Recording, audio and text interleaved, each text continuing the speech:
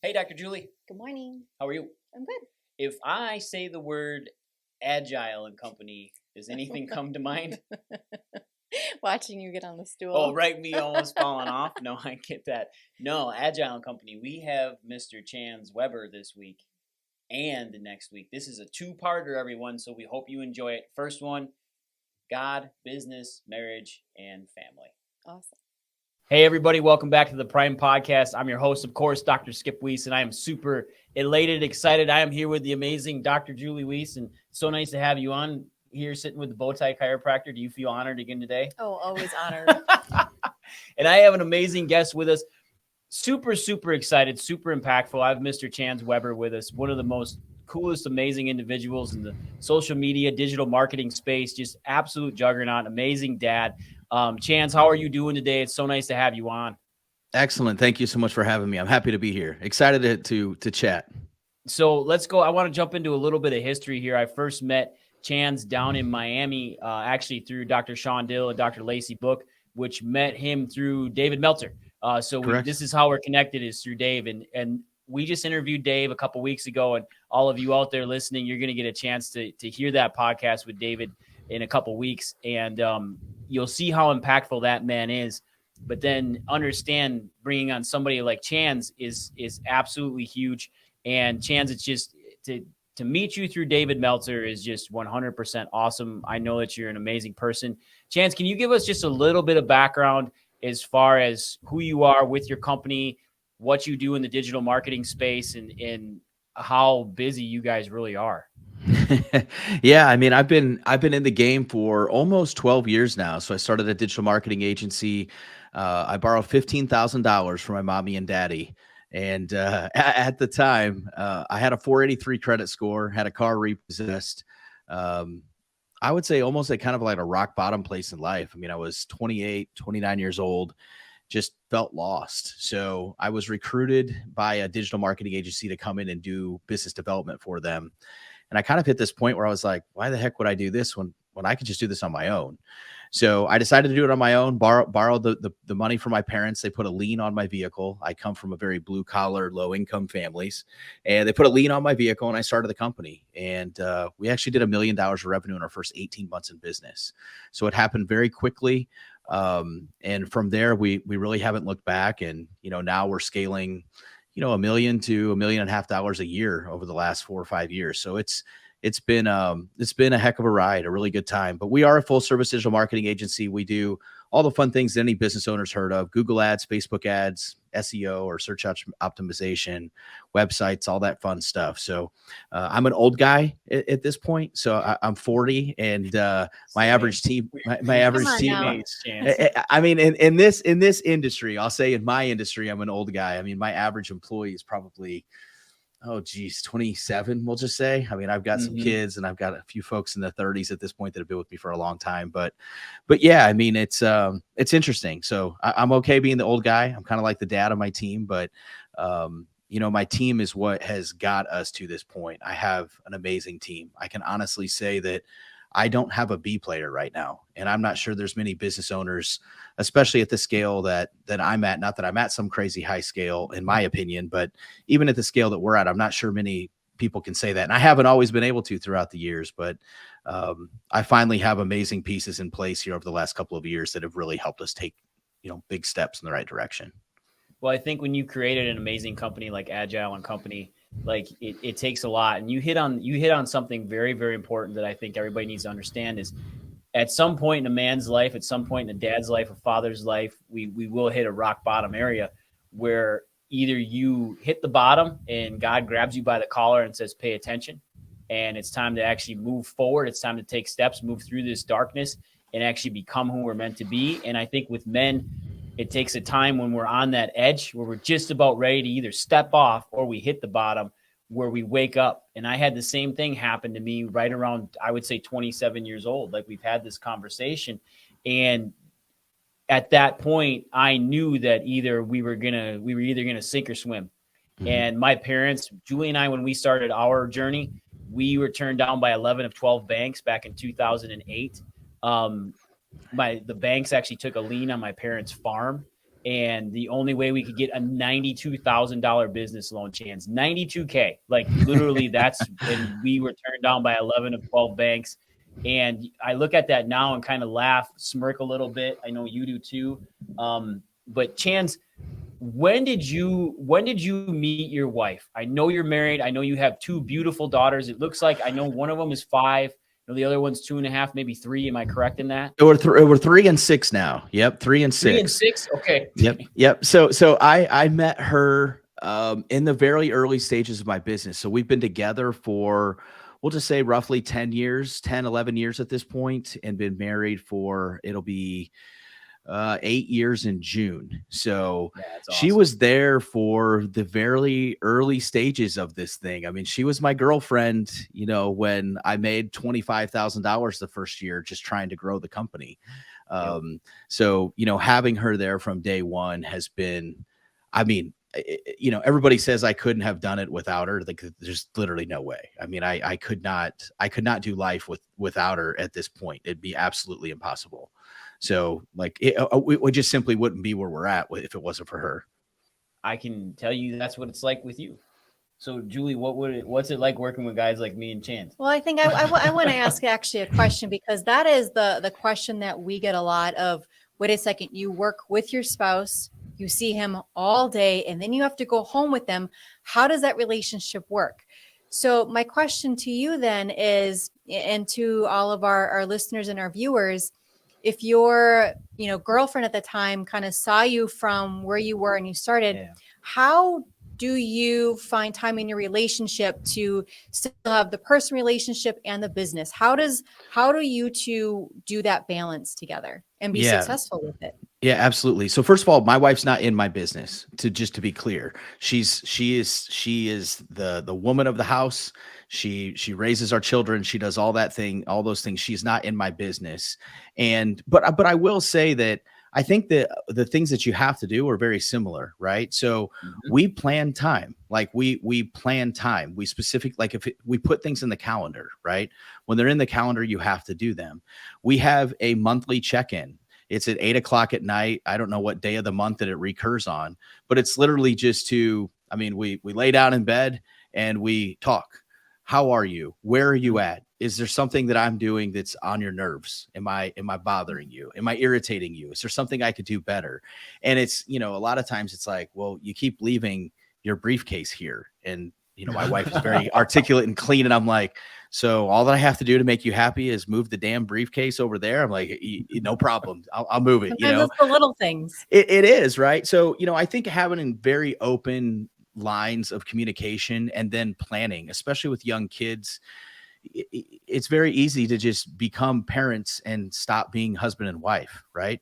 And then you throw in a business and that requires me to travel so much, and I'm gone. I fly 2-3 times a week, or 2-3 times a month. I'm sorry, but it's not quite once a week, but I'm gone 2-3 times a month throughout the year. And it's things like that if you don't plan, you just completely miss the boat. And I've always said things, I actually learned this from, I'm not going to say Joel's a mentor of mine, but Joel Marion. He always said that your life has to go in priority this way: God 1, marriage 2, kids 3. And I used to think about that. The first time I heard it, I was like, man, like nobody talks about putting their marriage before their kids. But if your marriage is unhealthy, your kids are paying those consequences. They feel that tension. They know you're fighting. They know things aren't well at home.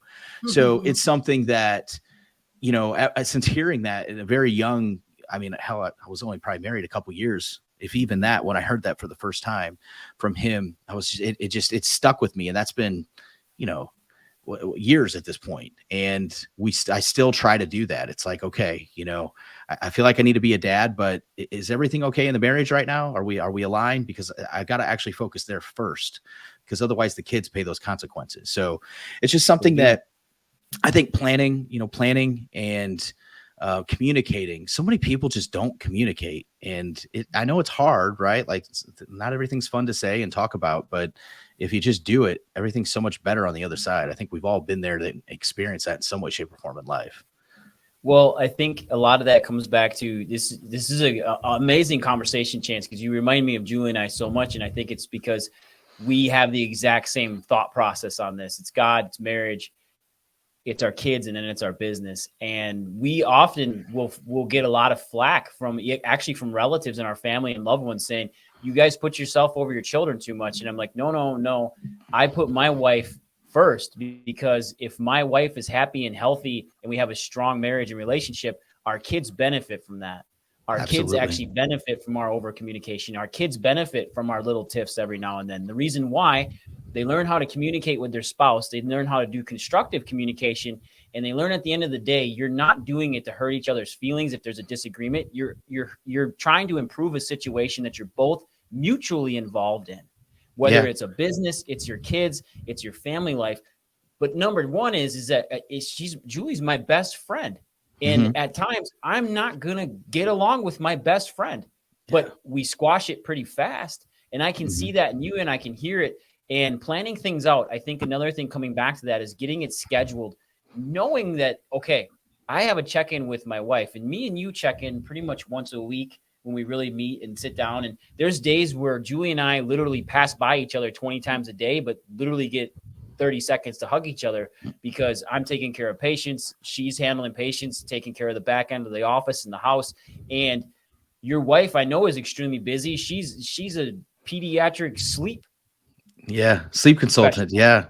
And that I could talk to her for hours on that alone, because that's what Julie and I do. Like, kids are what we do. We're certified in this. But when we're working on our marriage, then, and you're raising 2 little girls, and that's a huge thing. And I've seen your post, Chance. Like, there's times where I've hit back on you on things and said, hey man, like, you're an amazing dad, and you take time away from your kids, but there's a reason why you do it now. You're not taking time away from them when they're 18.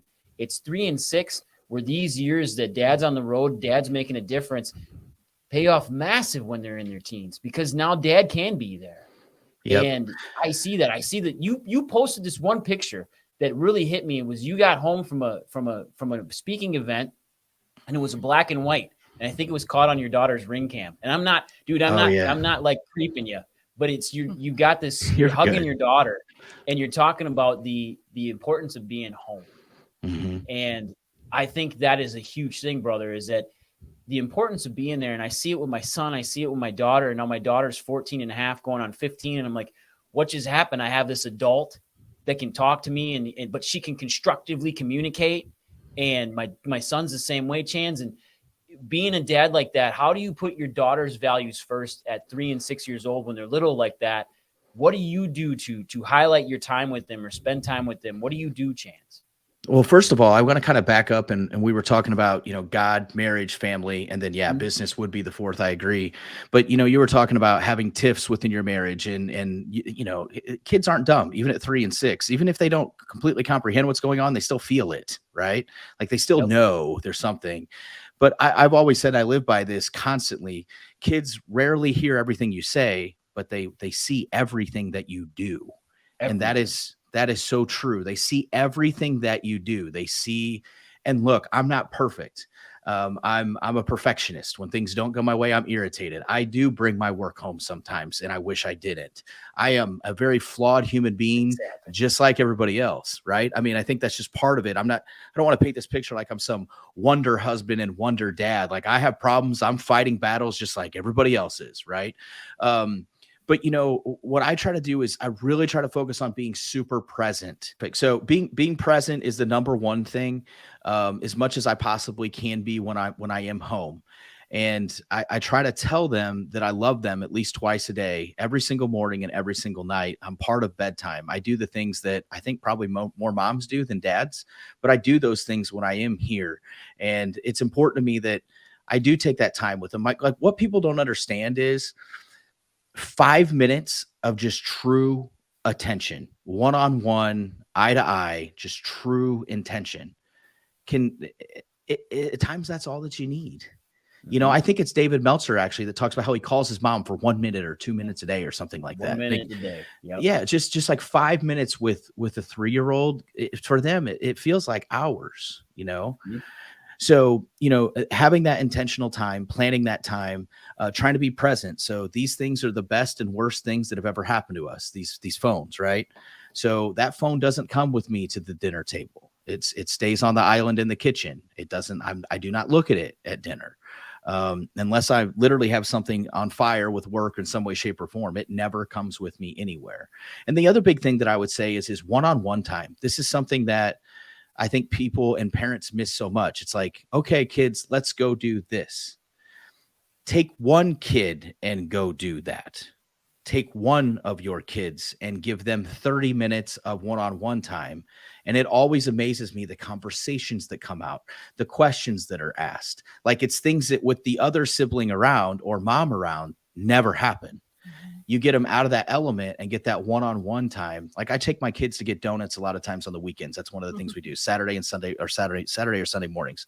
I never eat them because I can't, because I get too fat.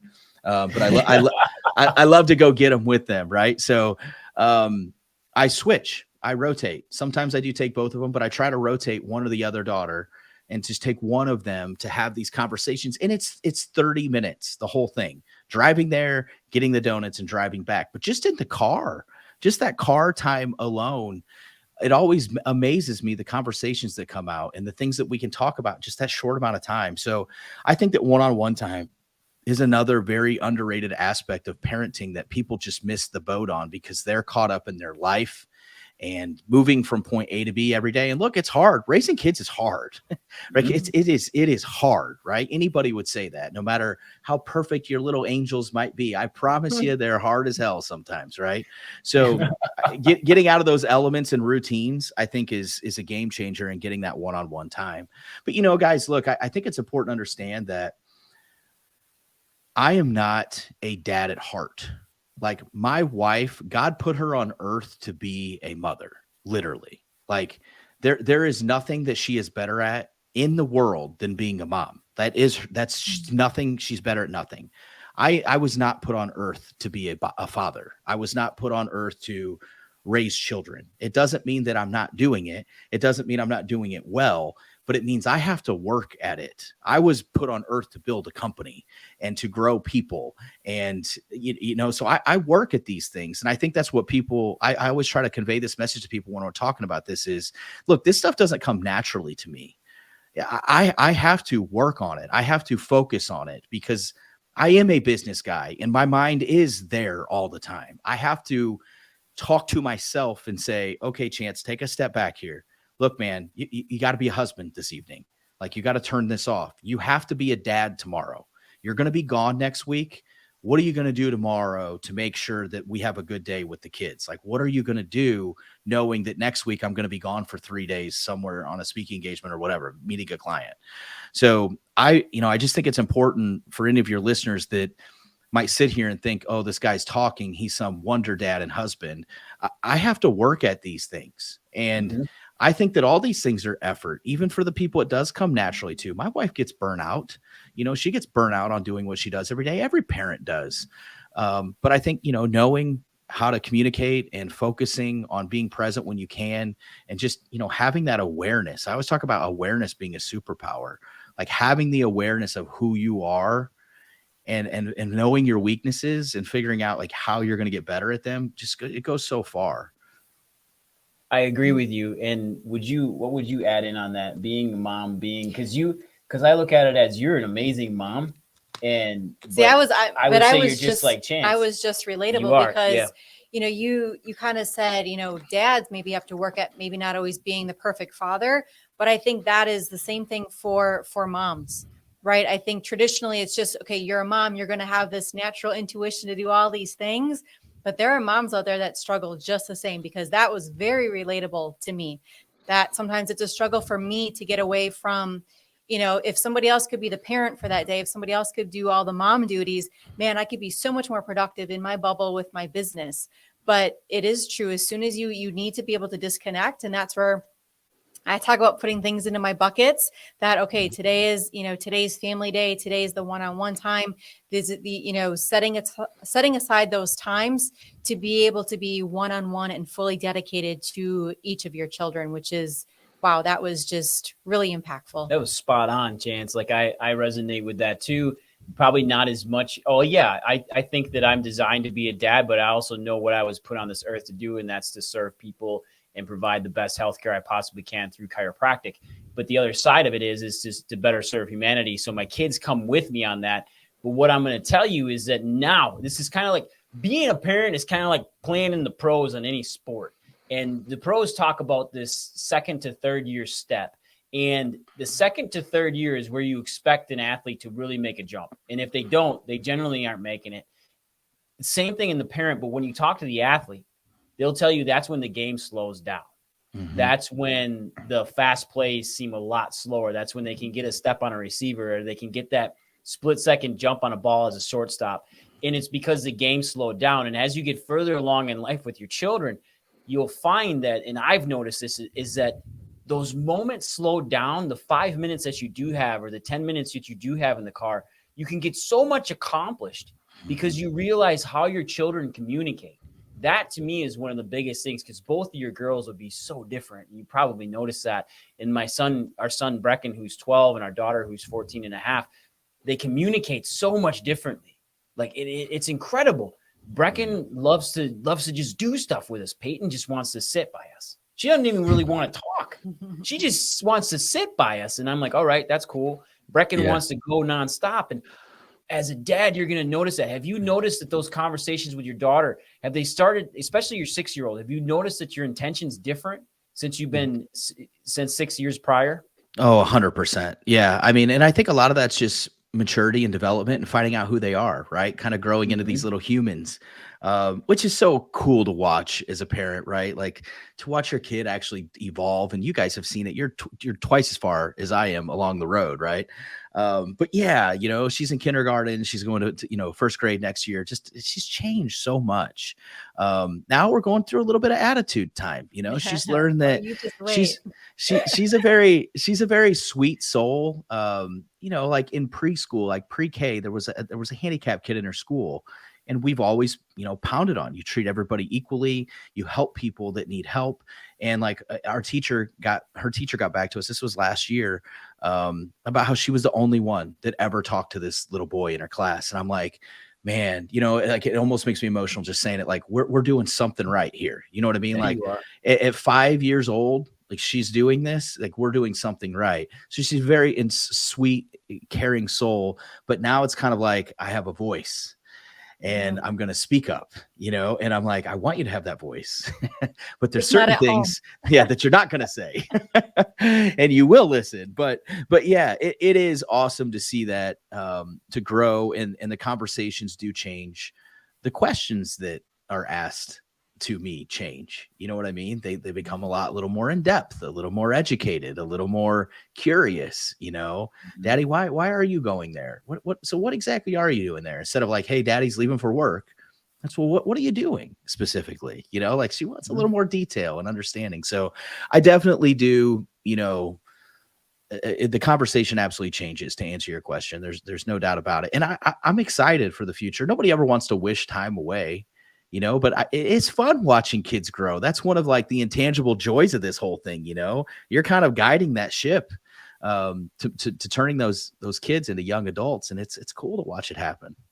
Hey, everybody. I hope you enjoyed that. I hope you loved that first part of this 2-part series with Chance Weber. Next week, tune in when he covers everything from parenting to business and how he handles a multi-million-dollar corporation, yet still has time to take care of his daughters and his wife and create an amazing family. You don't want to miss this. This is absolutely phenomenal. We'll see you all next week. Bye.